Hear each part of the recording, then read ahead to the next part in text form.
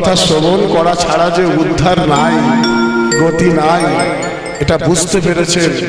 আর আজ যে এত ভক্তের উপস্থিতি হয়েছে, এটা দেখে তো আমার মনে হচ্ছে মানবের কৃষ্ণ সাধনায়, মানবের কৃষ্ণ জাগতিক চেতনায় ওই দুর্বৃত্ত কলি আজ পরাজিত। সত্য যুগের মানুষ ভগবানকে পেয়েছে জপ তপস্যার মাধ্যমে, হাজার হাজার বৎসর তপস্যা করে ভগবানকে পেয়েছে। কারণ সত্য যুগে মানুষের আয়ু ছিল লক্ষ বৎসর, তাই তারা অনেক সময় পেয়েছে, হাজার বৎসর তপস্যা করতে পেরেছে। আমরা কলিযুগের মানুষ কি তপস্যা করে ভগবানকে পাপ পেতে পারি? পেতে পারবো না। 100 বৎসর আয়ু আছে, কেউ কি 100 টপকাচ্ছে, 60 থেকে 70, 80-র মধ্যে সব হরে কৃষ্ণ চলে যাচ্ছে আমাদের ছেড়ে।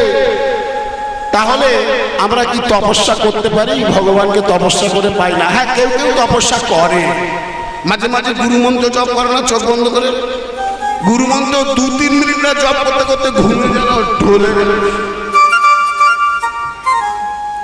আর যদি 1 মাস তপস্যা করতে বলা হয় তাহলে কি বলবে? ঘুমিয়ে লালা সব ঝরে যাবে। তপস্যা করে আমরা ভগবানকে পাবো না। তাহলে কি যাগযজ্ঞ করলে ভগবানকে পাওয়া যাবে? বড় যদি যজ্ঞ অনুষ্ঠান করি? না না, তাতেও হবে না। কেন হবে না?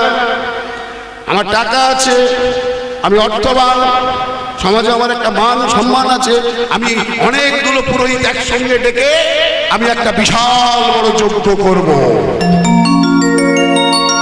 শাস্ত্রে বলছে কলিযুগে যজ্ঞ করলেও তুমি ভগবানকে পাবে না। কেন পাবো না? এই কারণে পাবে না। একটা ছোট্ট উদাহরণ দেব।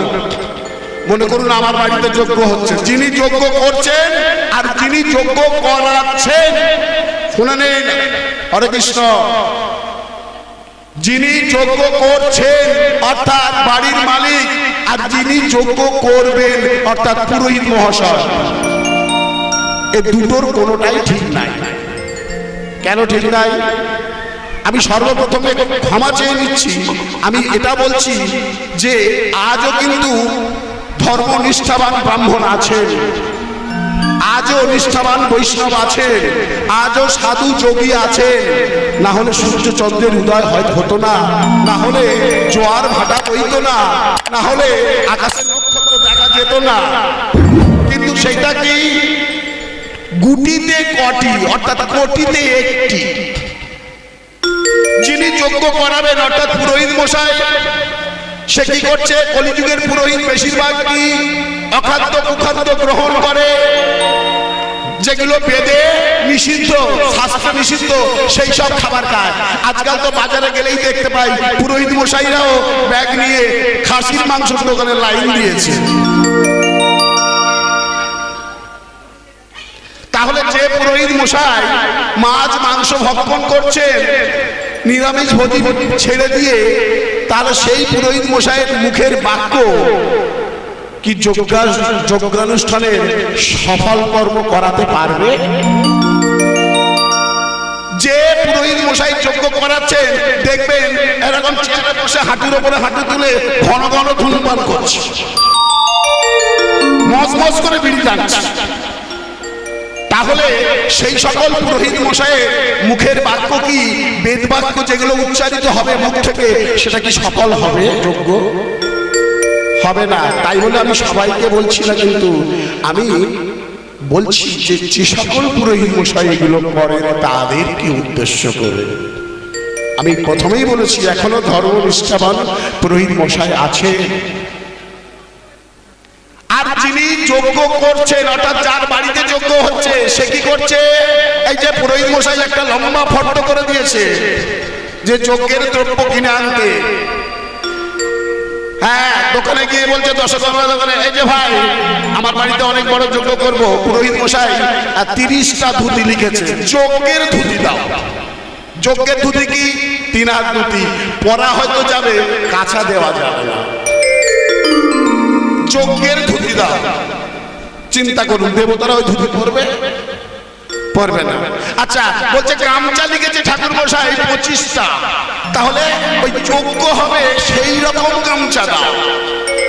ও কি ব্যাপার, 1 হাত 1.5 হাত কোমরে ইট বাঁধা যাবে না, তাহলে দেবতারা কি ওই গামছা ব্যবহার করবে?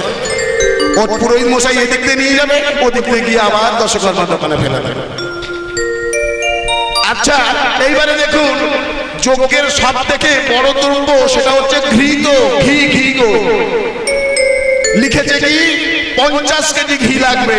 হ্যাঁ, এই যে আমি দশকর্মা দোকানে গেলাম, যারা যজ্ঞ করছে বাড়িতে, বাড়ির মালিক দশকর্মার দোকানে গিয়ে বলে, এই যে ভাই শোনো, যজ্ঞ করব, আবার ঘি লাগবে, কত টাকা কিলো? 3000 টাকা। ব্যাস, যজ্ঞ মাথায় উঠে গেল। 30 কিলো ঘি লাগবে, 3000 টাকা কিলো। যজ্ঞ করাবে কেউ? আচ্ছা ভাই একটু কম দামে ঘি নেই? 200 টাকা কেজি আছে। আর একটু কম দামে 150। 3000 টাকা থেকে 150 টাকার ঘি। বলছে ওই ঘিটাই দাও 30 কিলো। তাহলে 150 টাকার ঘি যদি যজ্ঞানুষ্ঠানে আহুতি দেয়া হয়, তাহলে কি হবে? এত ধোঁয়া উঠবে, দেবতা আগে ভয়ে পালাবে। আর সেই যজ্ঞের অনুষ্ঠানের আশেপাশে যারা থাকবে, দেখবেন এখন যজ্ঞ অনুষ্ঠানের পাশে যারা থাকে, চোখ দিয়ে ছটছট করে জল যায়, ধোঁয়ায় গো ধোঁয়া। তাহলে কি যজ্ঞ হলো? যজ্ঞ আর হইল না। আর তারপর এখন একটা ফ্যাশন হয়ে গেছে, হাজার হাজার লোক খাওয়ানো। এ পাড়ায় এত লোক খাইয়েছে, তো আমরা ও পাড়ায় অত লোক খাওয়াবো। কিন্তু কারা খায়? যারা বাড়িতে প্রতিদিন খায় তারা এসেই এখানে খেয়ে যায়। যারা দ্বাদশ বৈষ্ণবকে সেবা দেয়, যারা গোপালকে সেবা দেয়, যারা পঞ্চতত্ত্বকে সেবা দেয়, যারা সমস্ত দেবদেবীকে সেবা দেয়, তাদের সেবা হলো কিনা কজন খবর রাখে। তাই কলিযুগে যাগ যজ্ঞ করেও দেবতাকে পাওয়া যাবে না। একমাত্র উপায় হলো কলিযুগে পাওয়ার জন্য ভগবানকে হরের নাম হরের নাম হরের নাম কেবলম কেবলম, হরের নাম হরের নাম হরের নাম কেবলম কলুনস্তব নস্তব নস্তব গতিরন্নথা, কলুনস্তব নস্তব নস্তব গতিরন্নথা। এই হরের নাম হইব, হরের নাম হইব কেবলম, এটা কে বললেন? আজ থেকে 537 বছর পূর্বে, হ্যাঁ, আমাদের এই বাংলাতেই এলেন সেই ব্রজের ব্রজেন্দ্র নন্দ, নন্দের নন্দ, যশোমতী মায়ের আদরের দুলার, গোপীগণের মনোচোরা, সেই দাপরের শ্রীকৃষ্ণ স্বর্গের মায়া ত্যাগ করে, বৈকুণ্ঠের বৈভব ত্যাগ করে, আমাদের মতো পাপাচারী জীব সকলকে উদ্ধার করার লাগি এলে নদিয়া নবদ্বীপ মাঝে জগন্নাথ মিশ্রের গৃহে শচী গর্ভ সিন্ধু মাঝে। আপনাদের মতো কোন ভক্তিমতী মায়ের গর্ভে। তাই সেদিন এক পাশে দাঁড়িয়ে বৈষ্ণব কবি বলে উঠল, জয় জয় কলে রব, কলে রব, কলে রব, কলে রব মানে কি? কলে রব মানে চেল্লামিল্লি নয় গো, একটু শঙ্খ ধ্বনি আর একটু কুলুধ্বনি দেওয়া যাবে।